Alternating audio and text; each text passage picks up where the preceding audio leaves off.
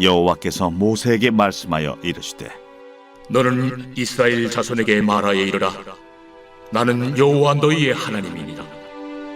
너희는 너희가 거주하던 애굽 땅의 풍속을 따르지 말며 내가 너희를 인도할 가나안 땅의 풍속과 규례도 행하지 말고 너희는 내 법도를 따르며 내 규례를 지켜 그대로 행하라.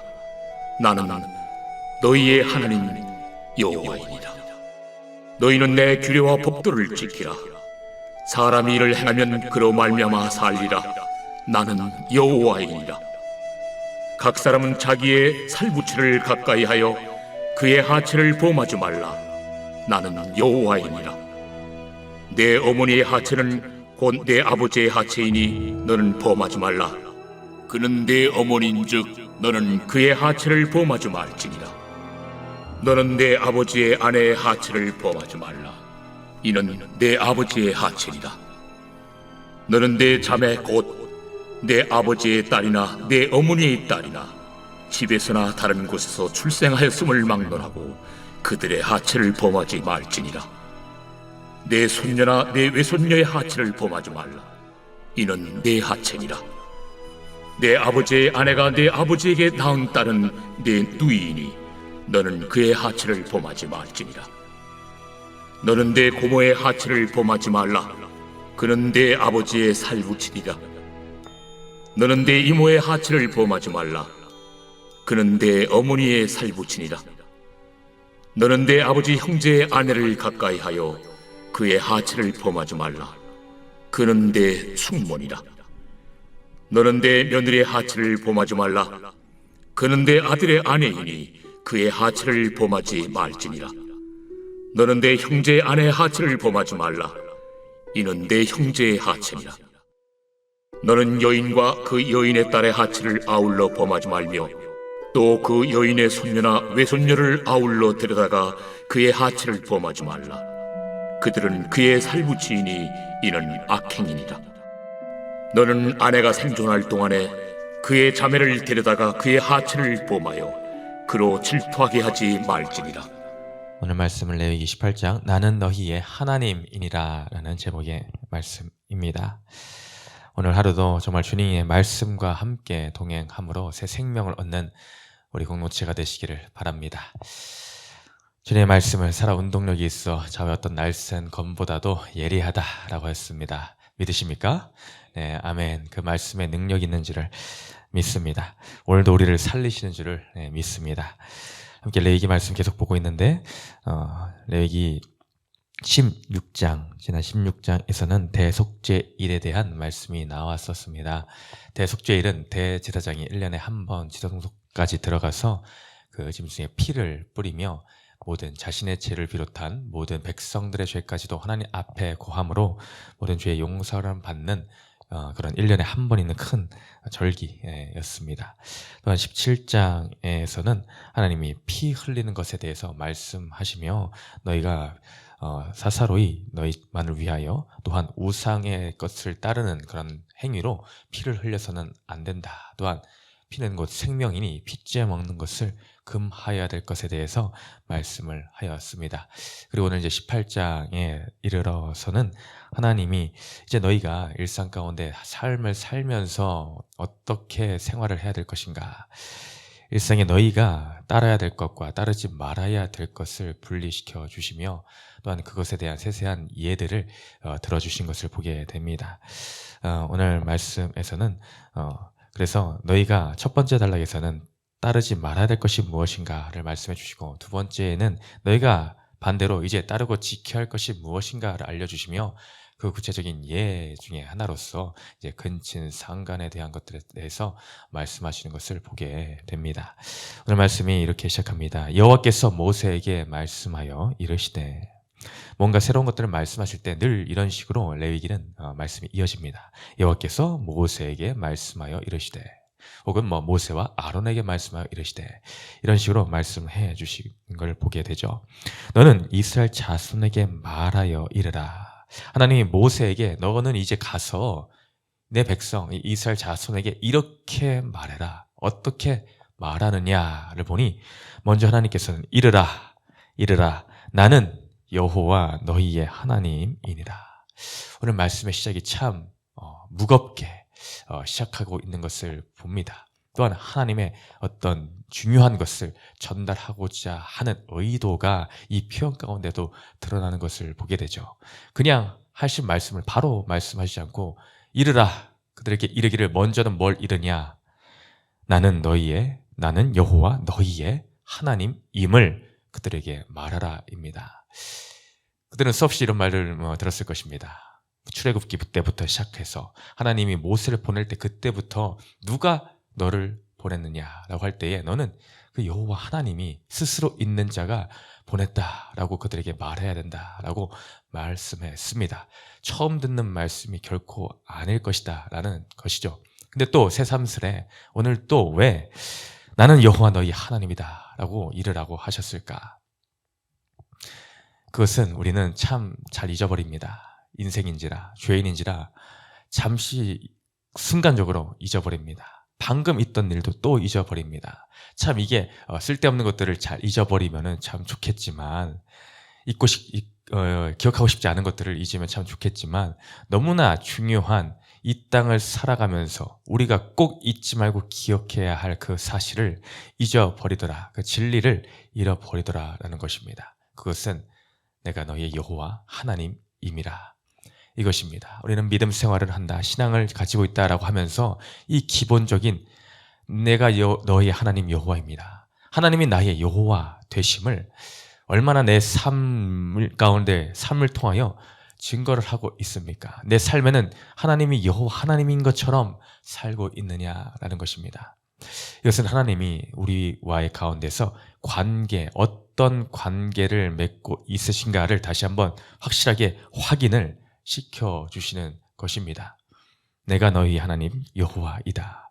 반대로 말하면 우리는 하나님의 자녀된 또한 그런 백성입니다.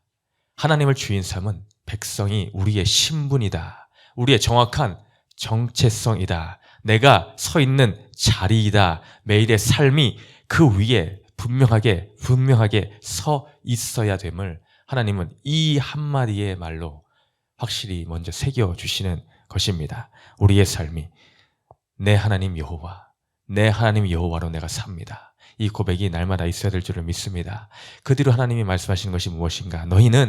너희가 거주하던 애굽 땅의 풍속을 따르지 말며 내가 너희를 인도할 가나안 땅의 풍속과 규례도 행하지 말고 하지 말아야 될 것을 분명히 말씀해 주십니다. 먼저는 너희는 너희가 거주하던 애굽 땅 그곳의 풍속을 따르지 말아라.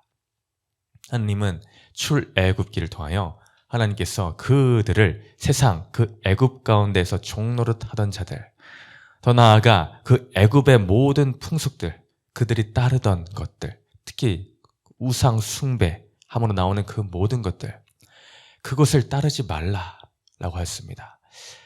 그렇기 때문에 하나님은 그 애굽 땅에서 그들을 인도하여 내셨습니다. 그곳에 있는 그대로 그 애굽의 악한 풍습을 쫓는 그 환경 가운데 하나님은 두고 볼 수가 없었다라는 것입니다. 그럼 이제 그들을 물리적으로도 먼저는 그들을 분리시킵니다. 애굽 땅에서 분리시켜 인도해 내십니다. 왜 그들을 애굽에서 인도하셨는가? 거기에도 오늘 내가 하나님 여호와됨을 말씀해주고 있는 것입니다. 나는 너희의 하나님이 되려고 너희를 애굽 땅에서 인도하여 낸 너희의 하나님 여호와임이라. 이 말씀을 또한 하나님은 하신 적이 있습니다. 너희의 하나님이 되려고 여호와가 되려고 너희를 애굽 땅에서 인도하여 내었다. 세상에서 악의 세력 가운데서 사단의 지배하 아래서 이제는 내가 인도하여 내었다입니다. 왜 인도하여 내었냐?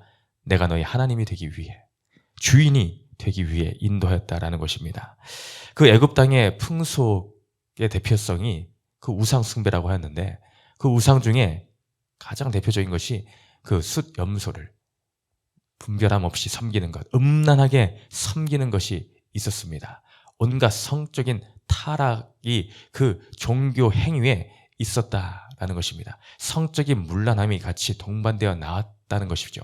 그렇기 때문에 오늘의 본문의 세 번째 단락에서 근친상간의 성적인 문제에 대해서 먼저 다루고 있다라는 것입니다. 이것이 세상 풍속을 쫓는 하나님과 정반대 상관이 없는 그 삶의 결과로 나오는 것들이기에 오늘 그것을 말씀해주고 있습니다.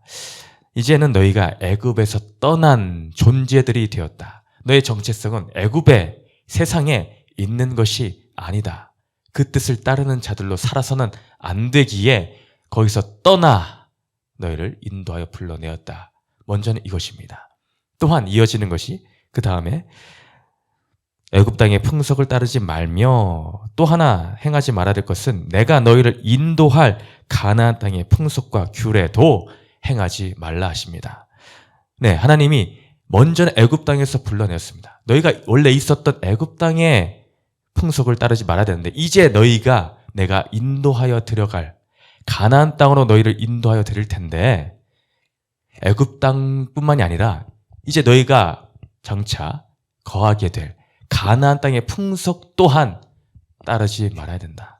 그것의 규례도 행하지 말아야 된다. 이것입니다. 이것도 중요합니다. 하나님이 가나안 땅으로 인도하시고 있는데 그럼 가나안 땅은 완벽한 곳인가? 모든 것이 다 좋은 곳인가? 아니더라는 것이죠. 그 가나안, 거기서 이방의 풍속들이 자리 잡고 있다라는 것입니다. 우리는 하나님의 은혜로 세상 가운데서 부름받은 자들입니다. 너는 내 것이라. 내가 너를 지명하여 불렀나니 너는 내 것이라. 나를 콕 집어 하나님은 불러주셔서 하나님 백성 자녀 삼아주셨습니다. 근데 그 뒤가 중요합니다. 그 뒤가. 신앙생활은 그냥 예수님 믿는 것으로 믿고 그냥 천국 가면 끝? 이게 아닙니다. 주님을 영접함이 우리의 신앙의 인생의 시작입니다. 우리는 한 번에 영화를 얻는 것이 아닙니다.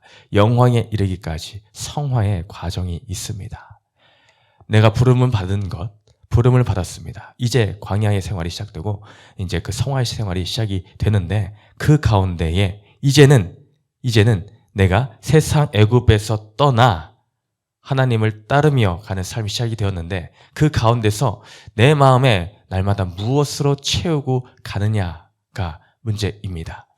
나오고 나서가 중요하더라라는 것입니다. 그 뒤로. 마태복음 말씀에 이런 말씀이 있습니다. 12장에 43절 더러운 귀신이 사람에게서 나갔을 때에 물 없는 곳을 다니며 쉬기를 구하되 얻지를 못하고 이에 이르되 내가 나온 내 집으로 돌아가리라 하고 와보니 그 집이 비고 청소되고 수리되었거늘 이에 가서 저보다 더 악한 귀신 7을 데리고 들어가서 거하니 그 사람의 나중 형편이 전보다 더욱 심하게 되느니라. 어떤 사람의 마음이 청소가 잘 되었다 합니다. 그 전에 있던 더러운 것들을 잘 치운 것 같습니다. 그러면 치운 걸로 끝이냐? 그게 아니더라라는 것입니다. 그 나갔던 그 귀신이 그 옛날 있던 자기 집이 그리워 다시 돌아와 보니 비고, 중요한 것은 비고입니다. 비었다라는 것입니다. 비워진 채로 두어서는 안 된다라는 것입니다. 더러운 것들을 청소했다라는 것으로 안심하고 끝나면 안 된다라는 것입니다. 우리는 예수를 믿음으로 청소되었습니다. 그런데 그것으로 그냥 안심하면 안 됩니다. 그 안에 있어야 될 것이 없다라는 게 문제죠. 오늘 물 없는 곳이 물이 없다. 물은 말씀을 의미하며 성령을 의미합니다. 우리 마음 가운데에 비웠다면 채워야 될 것이 있습니다. 채워야 될 것. 그러니 우리는 무엇으로 채워야 되는가? 그것은 오늘 이어지는 말씀에 4절부터 말씀이 이어집니다. 그러므로 너희는 이뤄지는 거죠. 너희는 애굽도 아닌 가나안도 아닌 너희가 채워야 될 것이 있는데 무엇이냐? 그것은 내 법도를 따르며 내 규례를 지켜 그대로 행하라. 나는 너희 하나님 여호와이니라. 너희는 내 규례와 법도를 지키라. 사람이 이를 행하면 그로 말미암아 뭘 하십니까? 살리라. 그로 말미암아 사는 것입니다.